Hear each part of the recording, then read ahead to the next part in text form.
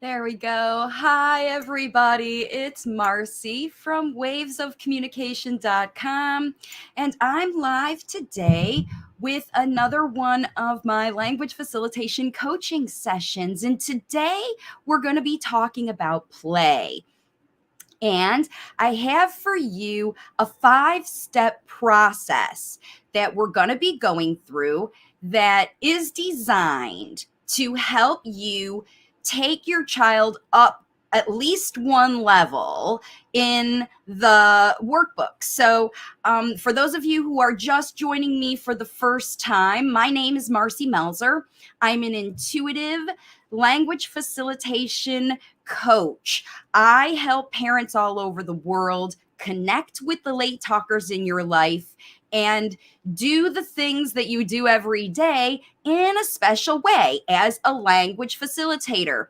And just by doing the things that you already do every day in a special way, you can facilitate tons of spoken language. And I have a whole platform called wavesofcommunication.com where I produce resources for parents. I have books that you can see right here. I have coaching programs and I work with clients individually. And if you want to learn more about what I do, all the links are in the description of this video. Now, a lot of parents are working with the workbook and they're stuck at one of the levels, or they see themselves kind of cycling back and forth between these two levels and they don't find the way to get farther. And the whole idea behind this book right here, which is called If It Isn't Fun, It Isn't Fun, is the way to really see progress is not by focusing so much on the speech of the late talker,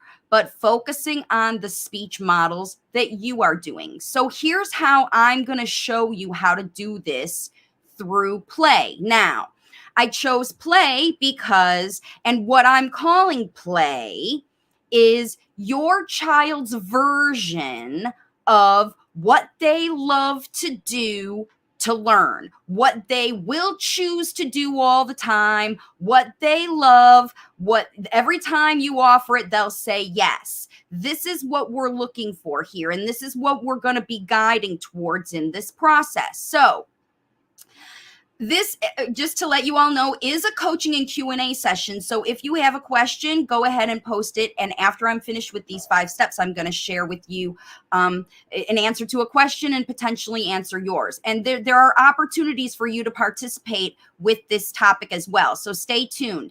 Now, the most important thing that you need to realize as you get into this process is that, remember I talked about there's a way that you're going to be engaging with your late talker. Each one of these steps requires this new way, and they are highlighted here for you.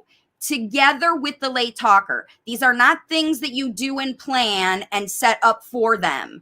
This whole process is a joint effort where you are intentionally motivating this child to want to try hard to improve their speech from wherever they are, if they're a level 1 or they're a level 3 or they're a level 5 or a level 6. These processes are designed to motivate the late talker. So what is required for that motivation shift? Because we're looking at changing habits from this is the way I communicate today when you're watching this video to this is the kind of communication I want to see at the end of 11 weeks, a season. Okay, that's why the workbook is structured this way. If you're working with the workbook, get ready. This is how you're going to get started. Okay, so it has to be together with the late talker because connection is the number one. In the workbook, you're going to see levels of connection with the late talker. You also need to be intensive, which means that every single day you have to have planned activities where you will change how you communicate and provide language models with the late talker surrounding play, right? We're going to talk about how to get there, but remember, this is what's required. It has to be intensive. It has to be repetitive, which means that you're going to do a lot of these things over and over again, just like late talkers do with their obsessions. It has to be evolutionary, okay? And your speech models have to be paired with fun motor experiences. The reason that this is no joke, this is the most important phrase or caveat or bullet point that you want to write down on your notepad about these things. If you're not including all of these aspects, you're not going to trigger the kind of neuroplasticity that will make the rapid change that you are looking for. You have to include all of these aspects. This comes from neuroscience research from Dr. Michael Merzenich and Anat Baniel, who have studied how children do. They've looked at fMRIs of brains, and they have determined that these are the things that equip brains to evolve. And this is what we're trying to do with language facilitation. So it's super important that you understand this process involves every one of these steps that we're going into, all these caveats. Okay, now let's get into step number 1. Okay, step number 1 is to choose a personal growth skill. Remember, we're doing this together with the late talker. And what we're calling this personal growth skill, which is what we'll label them, and I've got examples, okay, is the superpower of choice, of the thing, the skill that we are going to focus on developing this summer. This is the summer my child is going to learn to whatever. He's going to develop. He's going to become excellent as he is physically, environmentally, and emotionally possible in this superpower. You've got to choose it. You got to pick one. Now, it might take a little bit of time for you to do that, okay? So how you're going to do it, you explore areas of interest. You know the areas of interest because you just observe the late talker and you see what do they do when they've got free time. While your hands are full, what are they choosing to do? If they're choosing to follow you around, that's great news because then you've got lots of things. You just watch what they stay with you, and do and what they avoid you with. And the things that they stick around that they're curious about. This is all you need to start is, okay, if he's curious, try and error. You have to have introductory experiences. You can't sign him up thinking, I think my child likes to move, so I'm going to sign him up for soccer this summer. That's not going to work. This is a together process. So you have to observe soccer. The child has to decide that this is what I want to do. And when they will not put the ball down to go to bed, when they will not, stop thinking about it, talking about it, bringing it up to you, that's how you know you've hit it. Okay. So I'm going to give you some examples right here. There's tons of them. Swimming, dance, sport of any kind, building engineering, nature exploration. Are you learning what bugs are and what animals are called? Animal training, training of your pets. Things like that. Drawing, painting, riding or driving transport of any kind, all the way from roller skates and scooters to driving the car if you've got a teenage late talker. This is the personal growth skill that you're going to be focusing on. Cooking, gardening, sculpture. What does your child do? Are they spinning things? Are they watching things pour? Do they need STEM, science, technology, engineering, and math experiences? Is that their superpower? It might not seem so fun for you, but it doesn't matter because this is you motivating the late talker to do what they love more and more and more and more and more. Because through these experiences is how you're going to teach them to elevate the spoken language that they want and need to do these things. Okay, see where we're going with this? Now, if you are watching this and you already know what your late talker superpower is, comment now in the comment section. And at the end of this, I will give you ideas of how to put that superpower and include it in the following steps. Okay, that's how easy this is. And this is what I guide you to do in the workbook. Okay, so now you're going to learn. Once you make a decision about your opportunity creation formula, you use that to pick what you're going to do. Let's talk about what happens next. Okay, so step 2 in this process is you need to make an investment. Once you decide we're going to learn swimming or skiing or whatever you decide, horseback riding is going to be your thing for the summer. Together again with the late talker, you are going to invest in the best possible physical, environmental, and mindset situation that you can create with whatever you got available. Okay. If you don't have money, you make these things. You find them at the secondhand store, the sports equipment they need, but you get the best possible one. If there's a choice between the one that is used secondhand and the one that is your child's favorite color and brand new, and there's a difference in cost of, a minimal amount, that you could take the money from something else to put in this, get the better one. I don't even care if this is the only season your late talker does this thing and you're spending a lot of money on it. When you, together with the late talker, show them that you are just as invested in this superpower through your support of time, energy, teachers, all of this, they will work harder. But when they get the worst possible equipment and then they go on the soccer team because you can't afford it or whatever, you decided you wanted to take a vacation this year and you're going to use that vacation money, the extra whatever tour you were going to go on, the extra amusement park visit you were going to do, the extra fun thing you were going to do, take that money and put it into the superpower. I promise you, money better spent, time better spent, energy better spent. The late talker is going to appreciate your time spending with them at home working on their superpower a lot more than a vacation this year, especially if they've got the best possible equipment that you can access. Okay. I'm not saying you got to get the best possible on the market. I'm just saying your best possible. And while you are comparing your best possible to even less best options, the one that is your child's favorite color versus just the color you give them randomly, that's how easy this can be. How simple the priority of the late talker's choices in these equipments and environments. And teachers, don't sign them up for a teacher unless the child meets the teacher and say, would you like to work with this guy? Would you like to be this guy to be your coach? Would you like this lady to teach you how to dance? Would you want to sign up for this class? Don't sign kids up for stuff because you think they might like it. Know before you go. And then when you go all in. All in. It's really important, okay?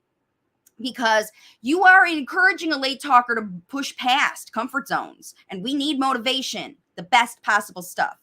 Okay. Step 3, create a schedule that highlights superpower training as a standard part of every single day. Include opportunities and support for independent exploration and skill practice for evolution. Okay, so not only do you have the classes or the training times or whatever you set aside in your opportunities to focus on this skill, you also offer opportunity for them to practice. So if they're riding a bike, you can't keep the bike locked up. It has to be accessible at least multiple times every day, not just once a day after dinner. That's not a superpower. That's a fun summer idea. Superpowers have unlimited access, because if kids get obsessed about learning to talk and they spend their every waking hour thinking about talking about it and sharing their experiences through their superpower, they will evolve. But if you limit their time and effort and interaction even with the superpower at all, I promise you they'll choose to give it up when they've had too much. But how much is too much when you're looking for rapid evolution? This is like boot camp that I chose to go to, summer camp that I chose to go to, winter break time, if you're in Australia, while we're locked in at home, to figure out how to connect more and love each other and snuggle more, right? And play in the snow and deal with the weather changes and all the stuff that's happening everywhere you are. This is what we're doing this summer. Is we're having a summer of evolution in a way that the late talker is driving, and you're there guiding and coaching them, facilitating this improvement, right? And you're prioritizing, again, if you've got a messy house and it's, you've got a choice, I didn't get my superpower training in, or I've got to clean up the house. Maybe the house stays messy another day, and you've got to be okay with that. Because think about an Olympic athlete. They're working on their superpower. Do they have to cook their own meals? Do they have to do their own laundry? No. people give them the space and time where they don't have to do a lot of extra chores so that they can focus their energy on the evolution of this personal skill. And all the while you are talking about what they're doing, why they're doing it, how they're doing it, and you're incorporating it into the other things you're doing. If your late talker loves, we'll talk about that. If you comment about if your late talker loves dance, are you dancing while you clean? Are you dancing while you dress? Are you dancing while you're in the car? Are you dancing while you wait in line? Are you offering opportunity for your late talker to forget and solve their problems, forget about and or solve their problems, because they're too busy focusing on developing their superpowers and striving for excellence and independence?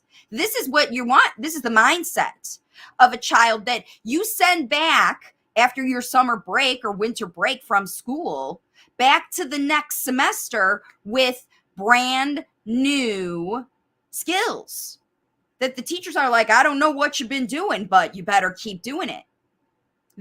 And you teach your child how to learn through these experiences, not just from you, but because remember, you're including this in there every day.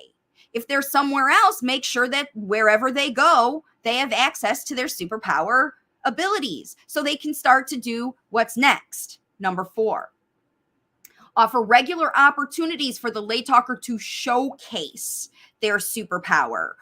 Not just, oh, here he is doing his thing again, but with your full attention to their specific skills, the why and the how and the evolution, the comparing, not just them to other kids, but them to themselves, because this is how we move up in elevation. You help them learn to compare this week to last week. Are you taking videos to show your child how they themselves are their own example of motivation to strive for excellence? And are you evolving your vocabulary while you do these critiques in a way that's empowering? Because you've already equipped them with the best possible environment and equipment that you can do, and you're offering them opportunities to practice over and over. This is the empowerment part, where you get them to show what they're doing. And then, of course, you give all the cheerleading you want. But this idea of self-evaluation, why they are showcasing their stuff, that's why a lot of these academic things, even sports, they have team competitions. How do we see which team is evolving in their skill, as ability to win and work together as a team and learn their skills? They play games. That's the test, right? In the case of a late talker, the opportunity for them to demonstrate their superpower they'll show you. If you are modeling spoken language in addition to the physical thing they're doing, the dance, the cooking, the pouring, the measuring, the math, the art, the whatever you're modeling for them, or if you can't do it, remember, if you don't play football and your child loves football, you better find a football coach for them, because they're going to be frustrated, or they're going to be coming to you to be the one to teach them that stuff. And if you don't know how, you got to own that and hook them up with a better source than you. And they're going to appreciate that because they know they have choices. Oh, mommy doesn't know everything, and I can go learn from this uncle or that coach or that auntie or grandma or daddy or somebody else. And then when those people interact and coach your late talker, they're going to do it in a different way. They're going to prompt them. They're going to force them. Think about how some of the coaches in the world are. They're not very nice. They are tough love, all that stuff. Late talkers will tolerate that from other coaches, but they won't necessarily tolerate it from parents. There's that mom or dad factor where you're the one that solves their problems. And if these guys are pushing them out of their comfort zone, which is what they need to strive for excellence, who's going to motivate them to do that? That tough love might be what your late talker needs if you work with them to find the right guy. If a guy is using tough love as a coach and your late talker is recoiling from that kind of loud, boisterous, come on guys, let's go, and your late talker's hiding in the corner, if you sign them up for that, you're going to create trauma which is going to delay your progress and send you backwards. That's why this process is so important. It's going to either make or break your future. You can either facilitate a ton of new functional spoken language, because once your kiddo learns how to talk about their favorite stuff, they learn to talk about the other stuff too. They've got problems as they're evolving through their evolution. I can't do it as well as I want to do it yet. I've got to work hard at this. I'm putting in effort. I'm struggling. I'm rising to the challenge. I'm make it or break it-ing. You know what I mean? This is what it takes for the kind of evolution you're looking for if you're watching this video. You want real change, you've got to facilitate it. And so you offer opportunities to have these showcase with criteria, okay? And see, so what you do next is number 5. Introduce the idea of excellence, right? So that's how you're going to help them evolve. Once they showcase it, you're like, wow, you're better than you were before. Because, why, and how? When you give them not the critiques of what they aren't doing well enough yet, but how well they are doing compared to their own performance last week, or yesterday even, depending on how excited they are about this. I mean, you could be doing swim classes this summer, and in one lesson, 20-minute lesson with their teacher, they learn a new stroke or a new skill or a new whatever, and they practice it and they learn it and they can do it in that 20 minutes, because it's not very hard to learn how to swim, especially if you got support and you're motivated about it. And then it's going to take you that whole week to integrate that skill, right? And it's up to you to take your kid back to the next swim lesson, if it's in a week or 2 days or whatever, having learned and integrated the skill so that your child is prepared to go and learn the next one on top of it, and the next one on top of it, and the next one on top of it. And they're going to be frustrated if other kids in the class don't keep up, just like the teacher is. You have to do your part and encourage that excellence. If the cheerleader that your child likes in this teacher is loud and boisterous, you got to bring some of that home.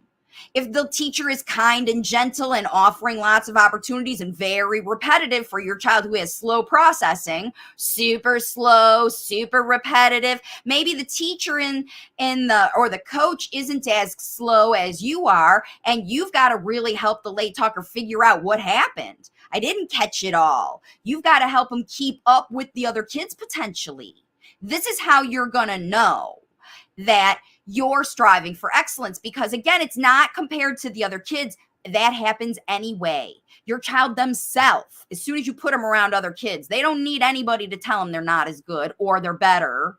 They decide those things for themselves way before anybody says it.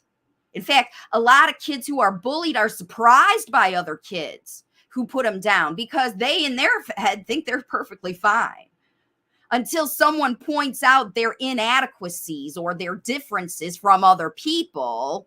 They don't care. And a child who's focused on their superpower and just getting better at their superpower, if it's math or physics or dance or song or whatever, playing instruments, this is it. That's where you're helping them focus on them. Who cares about haters? I'm excellent at this. And when they see their own personal success, that's how they can internally in their energy, combat anybody who comes at them and says they're less than. Yeah, I'm less than you, but you're not nearly as smart as me. Maybe I can't climb as good as you, or boss other kids around like you, or make little kids cry like you. But kids come to me because they're watching me construct things that are like they've never seen before, or memorize things they've never seen before, or come up with ideas on how to play with things that are unique and different and not the same way the other kids are playing. You know what I mean? Your child has superpowers. And I hope if you are watching again, you'll share what is your child's superpower, because I can help you. I can help you find out how to get started. So here's a quote. It's something from Monica. Hey, I believe this is what you requested. Charlie loves things that spin. Okay, so great. We know a focus. Again, what you'll see, because those little obsessions, this is where the kids will be attracted. Fans, helicopters, things like marbles that roll, or sand or rocks flowing over something, swimming, jumping on a trampoline, music, singing and dancing, pouring, splashing, throwing stones in water, cars, Lightning McQueen, Lego, only follows instructions, letters, and numbers. Okay, so one of the things that I see about all of these things that are kind of similar to me, because remember, we've got a child who isn't focused here. This is a mom who's like, my child loves a lot of stuff. But again, he's constantly looking for things that are predictable patterns, right? I know what's going to happen. It's always going around, around, around, around. We spin me right round, baby, right. You know what I mean? That's what happens. That's why people like pop music. I just heard that on NPR on the radio today. One of the reasons that pop music is an addictive thing, it gets in our head, is because it's predictable and that's comfortable to us. When we put a ball at the top of a ramp and watch it roll, we know what's going to happen. And if your kid does that and is flapping and gets excited when that happens, or they're playing that bit on the thing and they flap and get excited when it happens, do it again and get excited and do it again and get excited, right? They have triggered that thing to happen. I'm going to watch it roll. It's going to roll. I was right. I predicted it. It happened just like I said, because that, to a child who has a chaotic life, is like, yeah, I'm learning. I know physics. I know how that gravity works. I know that the ramp has to be on a slant in order for the ball to roll. Like, these are the things that your child knows. And so what I would do is, like you said, if he only follows instructions with Legos, he doesn't want to play independently, it's because he is very obsessed with the finished product. I want to see what I expect, okay? And this is how late talkers have control. They develop control. So what I would do for a child who loves things that are constantly constant, right, in a life that's full of change, is I would set goals. So if it is building, because you said Legos, he likes Legos, but he likes following these instructions, then we have to carry over this idea of a finished product to other areas of his life, because what gets him excited is, I did it, I made it, it's done. Hopefully we did it together, and that's what you're going to start to motivate. So parallel play next to him while he's doing these things, but again, offering opportunities like cooking food that he eats or that he serves to someone else even.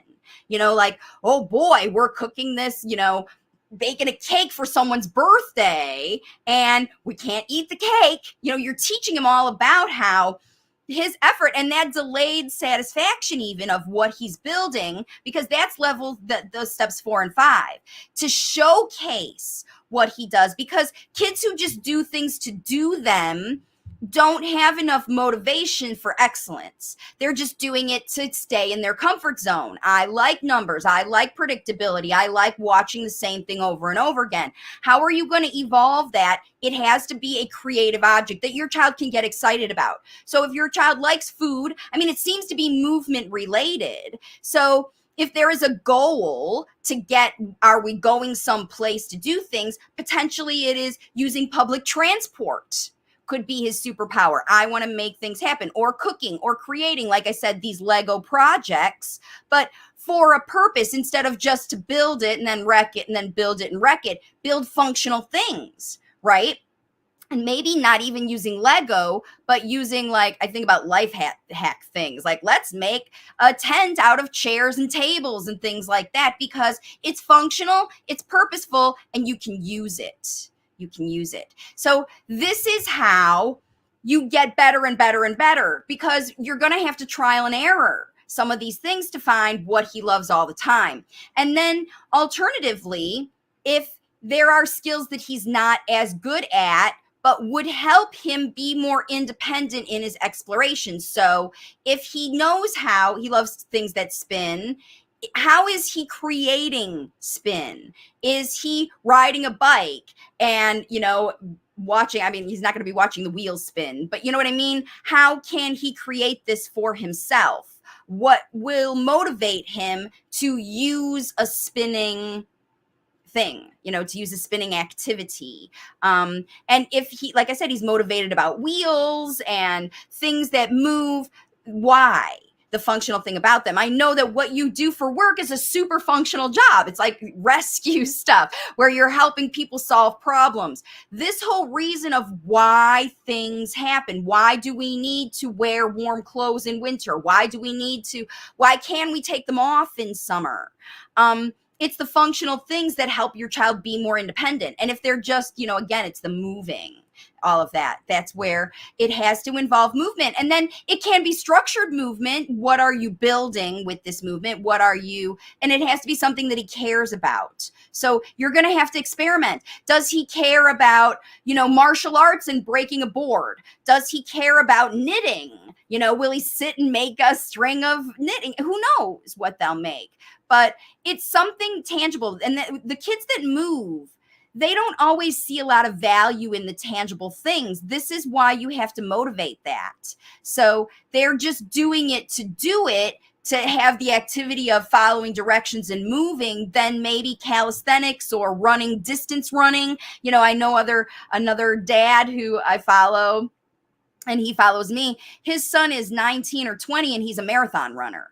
And they've been running road races. He runs with a coach, he runs with a running buddy, and he is excellent. He strove for excellence to be a marathon runner. And this is possible. You can put your kid in a training program this summer and run and do calisthenics and build workout. Like I said, bodybuilding is a superpower. Okay.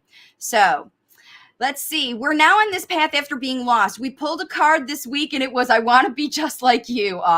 We use this to talk about what's amazing about being us. We have all 4 books now. That's awesome. Thank you so much. I appreciate that you're using them. And when, in the cards she's talking about are the language facilitation inspiration cards, everybody. I'll put this back up so everybody can see. When parents get stuck, this is one of those other resources. I still have a few decks left. In the move, I haven't ordered the new ones yet, but I still have a few. If you are interested to order, the link is on the website.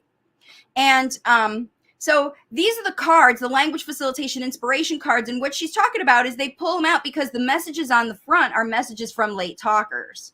I'm smart. And then the messages on the back are guidance when you feel like that message is resonating with you. And so the idea of I want to be just like you, that guidance is demonstration. What's so great about being you? What does the late talker think is so great about being you? Why do they want to be like you? And highlight that, because the reality is most late talkers do want to be like you. And most parents don't give as much example. You're too busy chasing the late talker. And what's he going to do next? What's he going to do next? How do I evolve that? How do I take that and turn it into something else? Or you're analyzing. Stuck in this, analysis paralysis. That's what happens when you feel stuck. It's like, am I doing it right? Is he doing it right? What am I doing right? Am I doing it right? This is where you have to rely on your own data. Take videos of yourself and you will see that it's not so much that you're stuck, but that there's just a change, because probably the late talker learned what you were doing, but you didn't evolve it. You just stayed with the same things, hoping that if I keep doing it more, he'll suddenly show me that he knows it. But remember, the late talkers don't show you what they know unless you are facilitating at the level above them. If you're facilitating at the level they are, you're just helping keep them in the comfort zone. Oh, I understand your nonverbal behavior. I'll tell you what you're doing. I understand what you want behind your nonverbal behavior. I'll explain what you're doing nonverbally. And the late talkers, yep, you're right. Yep, you're right. That's level 3 all day long. And then they move into level 4 because you are giving them more than prompts. That's how everybody gets to level 4. You stop prompting speech out and you start giving them more. Now, when your child's at level 4, have you evolved? How have you evolved? Most of the time, it's people get stuck in the what and not the why and the how and the projection towards the finished project. They're so busy hand over handing their kid through each activity that they're not facilitating the independence and or excellence for the child to move up in their evolutionary pattern. You're keeping your kids stuck when you just are doing what they do. When you start imitating them, then you're keeping them stuck. Okay, they're like, all right, I guess I'm doing it right because you're not giving me any more. I guess you want to continue to guess what I'm doing because you're so good at it. You have to let the late talkers know that you're not. You can't read their mind, especially when they get older than 2.5 as young. Especially depends on their experiences. Okay, so let's pull a card out of that. Look, slow down. Slow down. This is the thing. When you slow down your speech, your schedule, your activities, your time, you just offer more time for things, progress happens faster. I know you might want to think that you have to do more to get more, but that's not how language facilitation works. You talk more and connect more and be in the moment together, just offering the model of excellence. And the late talkers will rise up to you if you motivate them. That's what this is all about. That's why we use play and not sticks. You can motivate with sticks and carrots, the easy way or the hard way. Every late talker, if it isn't fun, it isn't fun. They're going to choose the easy way. So talk more slowly. Just start there. If you don't know what else to do, moms and dads and grandmas and grandpas and everybody else out there, just talk more slowly 4 times a day while your late talker's doing what they love. Start there. And then you're going to see how they respond. And then pay attention not so much to them, but to you. What did you do to get them to respond? Do more of that. That's all. It's easier than you think, guys. Late talkers need to hear slow, clear language models so they can easily process, because you're developing with those things I talked about in that first comment. You're developing neuroplasticity. You're developing the child's language brain, right? So they can easily process and learn how to produce accurate speech and accurate grammar using the right words, the right way, at the right time. They can only get it if you talk slowly. Choose a 2 to 3 minute action. That's all you need is 2 to 3 minutes at a time to do this. And you can do it 100 times a day if you do it 2 to 3 minutes. Just talk 3 times more slowly. If your late talker is irritated by your slow speech, they'll let you know. But I promise you, it's just like with your language models. I tell every parent, talk to your kid like they are a 12-year-old. If it's too complex for them, they'll let you know. But if you talk to your child like they're a 2-year-old, and maybe they are 2-year-old, but they're a super smart Einstein syndrome 2-year-old who's thinking like a 9-year-old. The only way you're going to provide them with enough is talking to them like a 12-year-old or a college graduate even. Talk to them like an adult, because that's the language that you are facilitating. Anytime you imitate their experiments with talking, you're not helping them. They need to see more to develop more. They need to see more to develop more. That's all. Okay. Lori says, thank you for all you do. Thank you for your comments. I appreciate it, because it's nice to know that I'm not just talking to the wall, and I appreciate you guys are doing this. Working with the workbook and your videos, my almost 3-year-old is starting to use language functionally more and more. Woohoo, Lori, congratulations.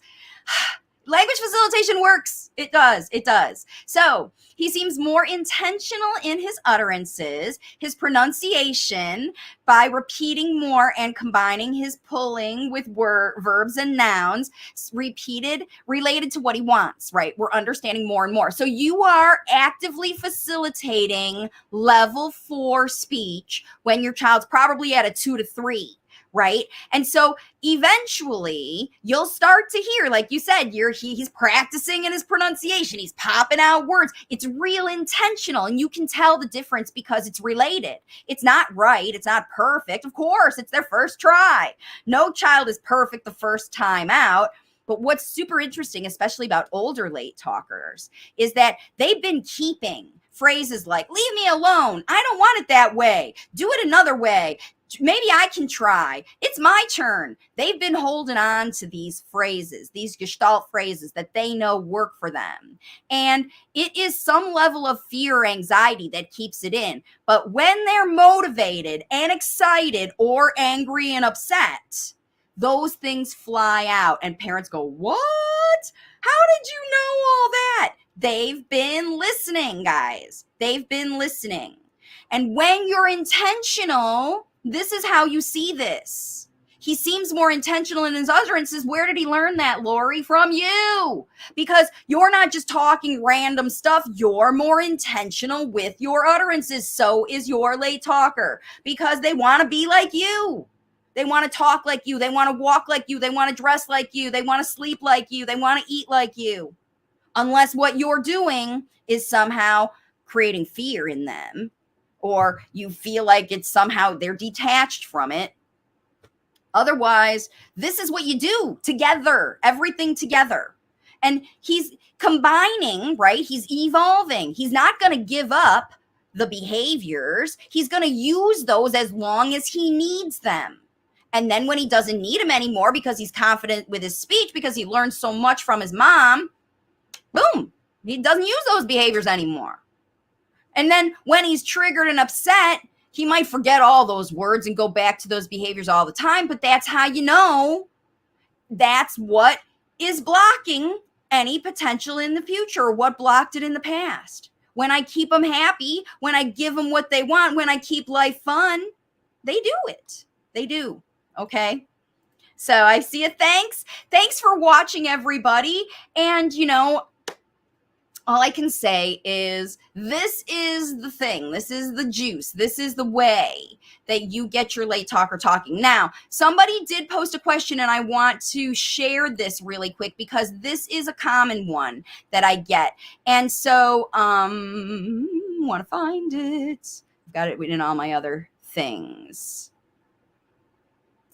Ooh, here it is. So this is a mom of a late talker who has just been scheduled for ear tube surgery and hasn't had the surgery yet. They got the workbook. And what I do with these folks is advise you. They're like, should I wait? The answer is never, never, never wait, because especially these kids with the ear fluid, they have already missed so much spoken language between the hearing loss, the distraction from the pain and pressure, and their seeking sensory needs to eliminate their physical symptoms. I got to run. I got to get out of here. I got to chew this. I got to do whatever, that they weren't listening. Even if they could hear, if they were distracted by those things, they were not even listening to the language models they've had until now. You cannot plan on how much they were listening, even if they were hearing. A lot of people just blame it on, we don't know how much fluid they had. It doesn't matter how much fluid they had. The fluid could be coming and going, but they're in the habit of using their eyes and not their ears as communication, both receptively and expressively. They want you to use their eyes. That's why they use so much behavior. Okay. Now, to stop that from happening, to stop that cycle of continued evolution of visual physical communication, which is what the late talker has been doing as soon as they realized their ears weren't working for them. They started to develop their own nonverbal physical visual language that you can understand. And they started training you from day one to understand what that is. Now, this family did the right thing. They started working on his speech by talking to him about what they're doing, and they cut their background noise to maximize the possibility of his hearing while they're waiting for the tubes, because we don't know how much fluid. It literally can change hour to hour, not necessarily day to day. If there's more inflammation, if they're treating it with other things, you got the Flonase going. Right after the Flonase, you feel real good. 5 hours later, you could be clogged up again because of allergies, right? That's how this goes.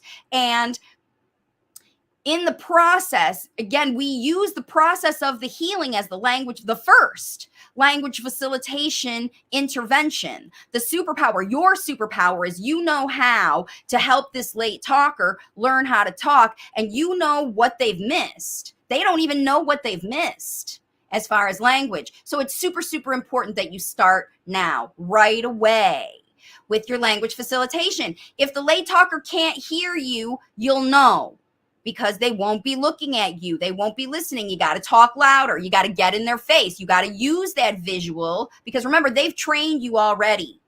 They train you how to understand their wants and needs. So that's what the workbook does. Remember, the whole process, this journey to speech, is about encouraging, motivating, coaching, facilitating the late talker's choice to give up the gestures, behaviors, dragging you around, noises, echolalia, all the stuff that they're using right now at whatever level you are right now. They are choosing to give it up when you show them better options to communicate. That's it. That's it.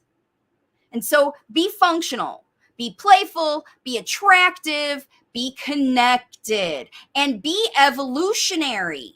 You cannot be stagnant this summer. If you are using this workbook week after week after week, you should be evolving, even in a week. Because remember, like I said, you take them to the swim class, in 20 minutes, they can learn a new skill. And in 1 week, they can get it. These kids' brains are at peak learning performance. At 56, I wish I could learn this fast. You can maximize this brain plasticity using this process to get your kids superpower skills, which will equip and empower them this summer. You teach them to swim, just swim. By the time they go to school, they're going to be able to learn how to do math. They're going to be able to write. When last year it was a struggle, this year they did it because they know how to achieve excellence and independence.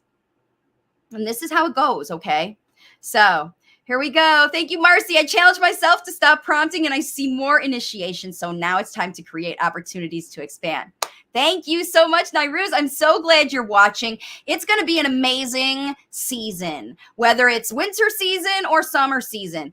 Astrologically, the sun is moving in, and the weather is here. It's hot or it's cold, and it's changing, and everybody's feeling it.